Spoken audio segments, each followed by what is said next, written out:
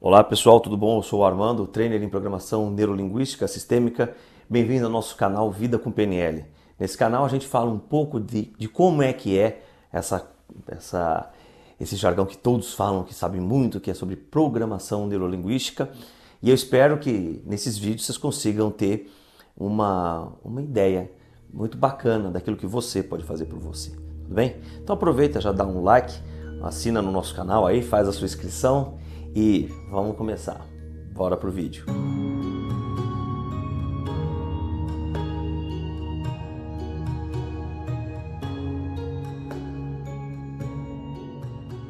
Você já deve ter ouvido alguém falar para você assim: você é visual, você é sinestésico, você é auditivo, já ouviu isso? É muito comum, não é? Pois é. Na PNL a gente não caracteriza as pessoas dessa maneira, visual, assim dessa forma. As pessoas, nós sabemos que a nossa mente ela é muito ampla, então nós temos todas essas percepções. Na verdade, a ideia é a gente pensar em sentidos. Quais são os sentidos que nós temos? Né? Nós temos o sentido da visão, audição, paladar, olfato, não é assim? A própria percepção, que é um sentido do nosso equilíbrio. Nós temos sentido com relação à temperatura. Nós temos também um sentido que pouca gente sabe, mas é com relação ao nosso, à nossa percepção no mundo, ao nosso espaço, né, que é chamado de prosêmica. Tá? Existem vários sentidos.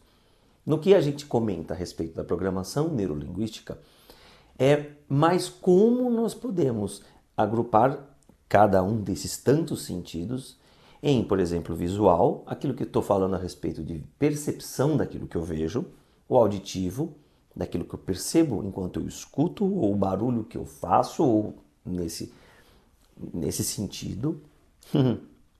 Tem também o sinestésico, que é a mistura de todas as outras sensações, por exemplo, paladar, né, olfato, a percepção de estar sendo bem quisto, não quisto, olha quanta coisa a gente tem.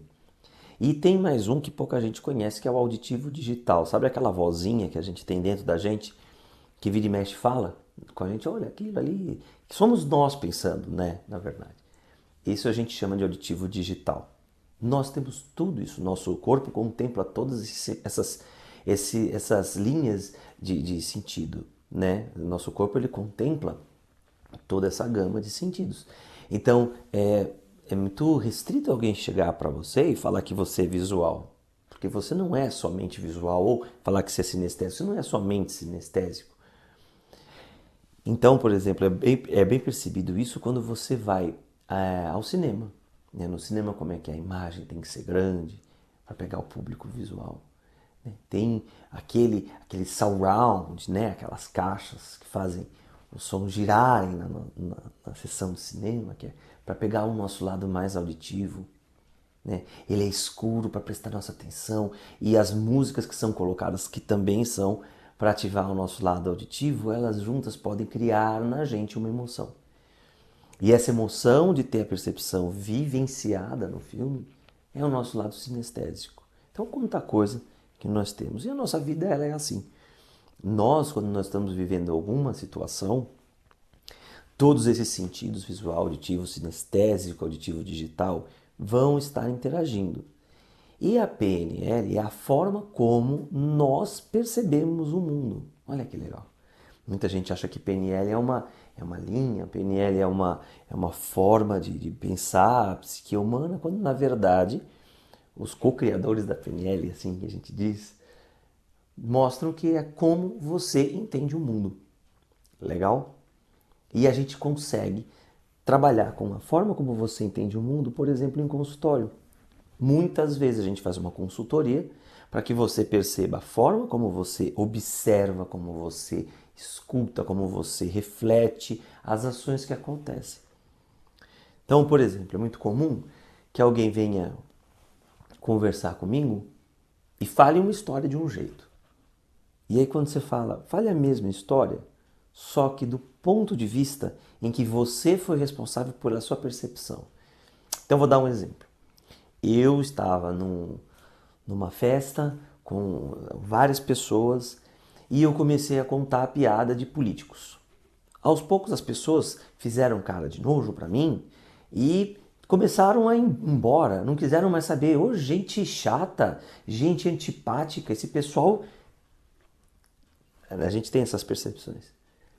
Se eu quero resolver isso, se eu quero mudar isso, como uma dica que eu dou para vocês, fale a mesma coisa, só que do teu ponto de vista, como você, coautor dessa situação. Então eu vou falar a mesma coisa.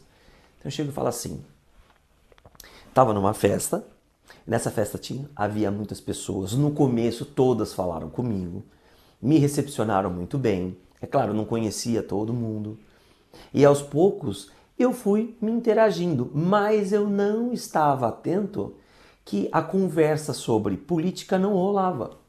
Quando eu comecei a contar piadas sobre política, eu vi que algumas pessoas não gostavam, mas eu insisti porque eu acredito que é engraçado. As pessoas me deram outros sinais, mas eu não dei tanta atenção. E insistindo da forma que eu insisti, o resultado que eu tive, ou que eu obtive, foi que as pessoas se afastaram de mim. Pronto. Quando eu conto a história dessa maneira, eu consigo perceber com mais detalhes qual foi a programação que eu fiz que gerou aquele comportamento. Não necessariamente eu preciso falar de política naquele momento. Vamos supor que eu estivesse numa outra festa e que todos estavam falando sobre política, o mesmo comportamento, ele seria adequado. As pessoas provavelmente estariam rindo comigo, né? É uma história que eu acabei de contar para vocês. Provavelmente você deva estar aí pensando em algo que aconteceu. A PNL a gente trabalha bastante com o que a gente chama de pressupostos. E um dos pressupostos, que foi esse que eu acabei falando para vocês agora, é um que diz respeito a quê? Todo comportamento ele é útil numa certa situação. Ele é adequado numa certa situação. Pode não ser em outras. E o que acontece se nós colocamos um comportamento adequado numa situação? Nós obtemos o que a gente chama de sucesso. E se você faz o mesmo comportamento, o mesmo igualzinho, numa situação que não é adequada, ele pode te traduzir num fracasso para aquele momento. E não significa que você é um fracassado, não significa que você é sempre uma pessoa de sucesso. A nossa vida está sempre em constante mudança. A mudança que você gera em você vai afetar diretamente as pessoas ao seu redor. Na historinha, uma pessoa que conta uma piada que está num lugar não condizente não foi coerente com aquele lugar, a gente chama de incongruente ao lugar, essa pessoa ela vai obter um resultado não muito agradável a ela. Não é? Uma mentira, por exemplo, você acha que a mentira ela pode ser uma mentira, uma coisa bacana? Muitas vezes é. A mentira é quando a gente esconde a verdade. Vamos supor, tem uma situação, eu vi isso essa semana, uma situação onde uma mulher que está fugindo de um grupo de, sei lá, de bandidos entra na sua casa desesperadamente, avisa que tem bandidos por ali perto e você a abriga. Se os bandidos aparecerem na sua casa perguntando se vocês viram essa mulher, muito provavelmente você, no intuito de defendê-la, vai mentir. Nesse caso, uma mentira, ela é para preservação, é uma mentira que ela não gerou lucro, ela não é uma mentira ruim, que a gente diz. Ela é uma mentira. A gente pode mentir sim e ter um benefício. Né? Aquele desenho do seu filho pequenininho, faz homem palito e te entrega. Para muita gente pode ser horrível, mas você fala o quê? Que horrível? Não. Você vai dizer que bonito e vai guardar. Né? Assim como eu guardo os desenhos das minhas filhas. E eu gosto dos desenhos das minhas filhas, mas isso sou eu. E a gente vê beleza em várias coisas diferentes. Para mim e para você são diferentes. E que bom que a gente está nesse momento em que a gente está compartilhando, não é isso? Agora, tem a mentira que ela pode ser uma mentira ruim. Por exemplo, você está numa prova e você está colando. Aí o professor pergunta, você está colando? Você fala, não. Ela, você está mentindo. Você está, de uma forma, você está se preservando. Mas você está mentindo? Se você fez um trabalho que você copiou da internet, você está mentindo, por exemplo. Tem várias formas de mentira. Não existe só aquela que muita gente acha que é. E aí a mentira ela pode ser, num certo momento, positiva, outro certo momento não tanto. E assim por diante. Então todo comportamento ele é útil numa determinada situação. E pode o mesmo comportamento não ser útil numa situação diferente. O que vai acontecer? Os seus resultados vão ser completamente diferentes. Se você quiser conhecer mais sobre programação neurolinguística, inscreva-se no nosso canal, não é? Já pedi anteriormente. E compartilhe esse vídeo para quem você acha que é interessante, tá bom? Até mais, a gente se vê.